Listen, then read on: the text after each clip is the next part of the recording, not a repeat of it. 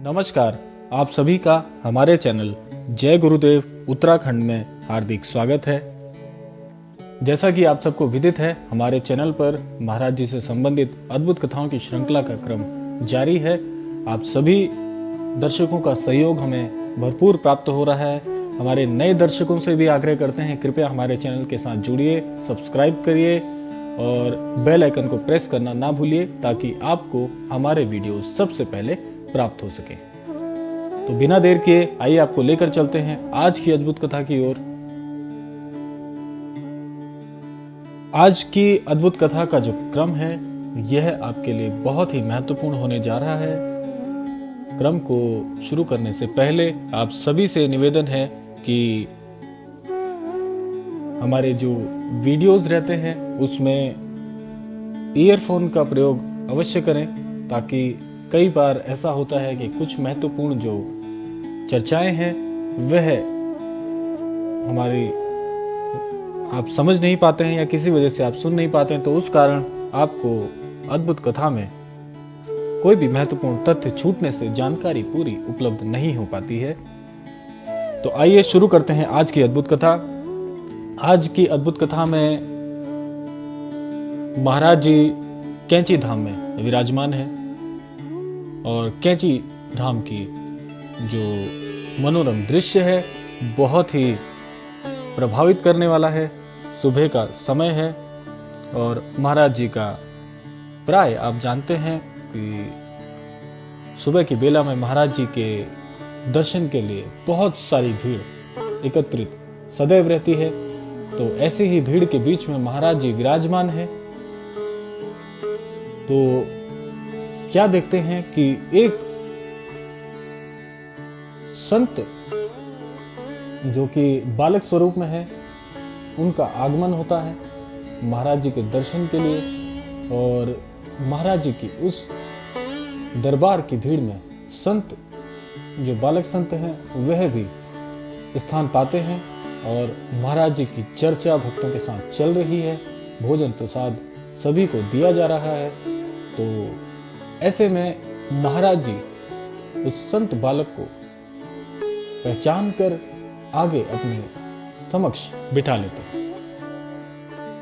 महाराज जी के विषय में आप सभी जानते हैं कि महाराज जी सदैव सभी के मन की मंशा को भांप लेते हैं, समझ लेते हैं, और ऐसी ही एक असमंजस की स्थिति बालक संत के अंतर मन में भी घर कर रखी थी और महाराज जी से पूछने की इच्छा लिए वह बालक संत महाराज जी के दर्शन को कैंची धाम में आज आए हुए हैं। तो महाराज जी का स्वाभाविक तौर पर जब दरबार लगता है तो महाराज जी सभी भक्तों से मिलते हैं, सभी को यथासंभव आशीर्वाद प्रदान करते हैं, भोजन प्रसाद पवाते हैं और उसके बाद में महाराज जी उन्हें जाने के लिए या उन्हें किसी कार्य में भेज देते हैं। तो यह सब क्रम धीरे धीरे हो रहा था, धीरे धीरे समय भी परिवर्तित हो रहा था। तो ऐसे में महाराज जी ने बालक संत से पूछा कि पूछो, क्या पूछना चाहते हो। यहां पर बालक संत के मन में एक असमंजस की स्थिति थी। जैसा कि कथा अनुसार आप सबको मैं बता दूं कि बालक संत जो थे वह अभी उनका यह प्रारंभिक दौर था संतत्व की ओर। तो महाराज जी से उनका प्रश्न इस प्रकार से था। महाराज जी ने जब बालक संत से कहा कि पूछो, क्या पूछना चाहते हो, तो बालक संत ने महाराज जी की ओर बड़ी ही संकोचता के साथ देखते हुए कहा कि महाराज जी, मैं अभी संतत्व की इस यात्रा पे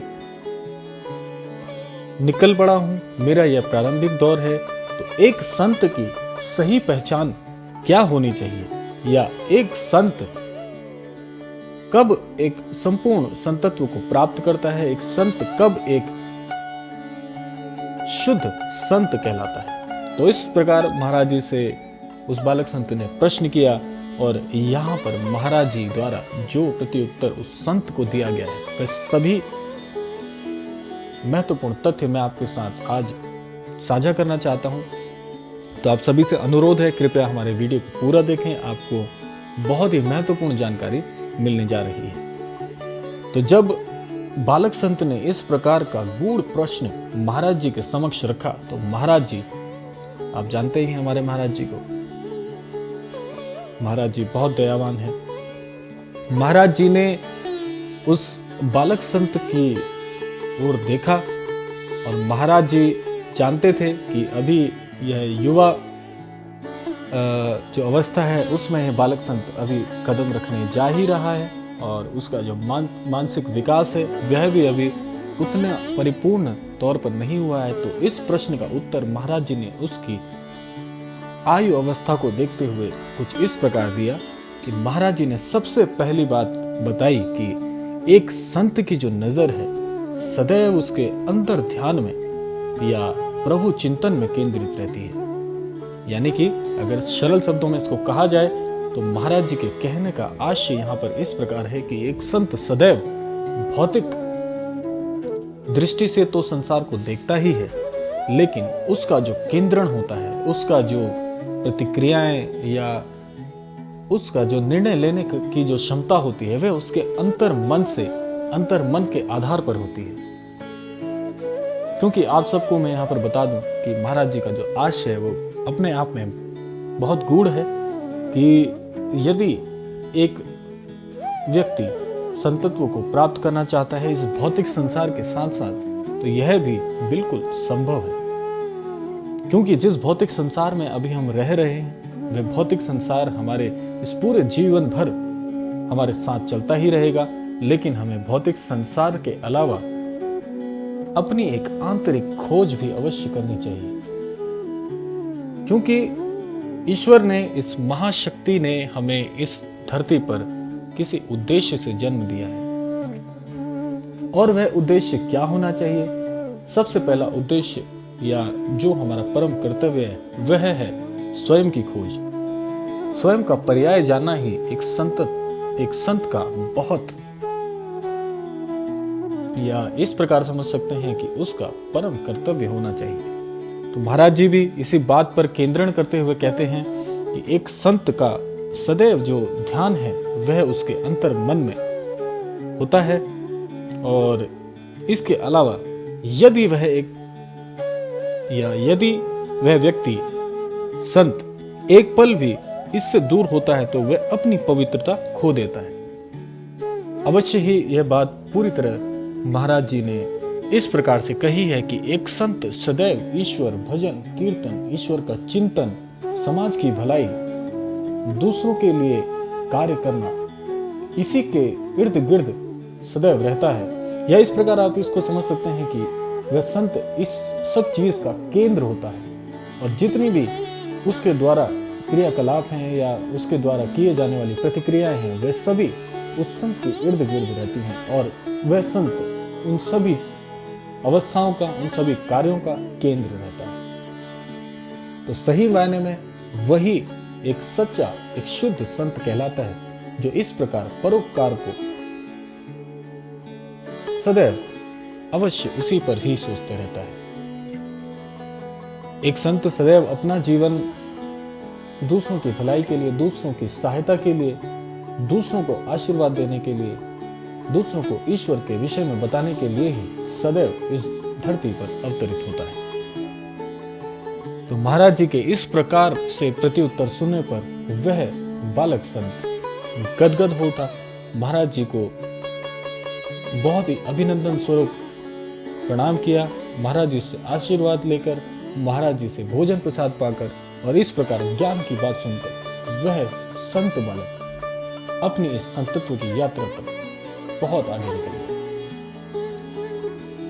तो आज की कथा इस प्रकार थी और आज की कथा से मेरा विश्वास है आप सभी को बहुत कुछ सीखने को मिला होगा। तो आप भी यदि एक संत का अभिप्राय जानना चाहते हैं, एक संत के विषय में जानना चाहते हैं, तो यही महाराज जी के द्वारा मार्ग बताया गया है कि एक सच्चा संत कौन है।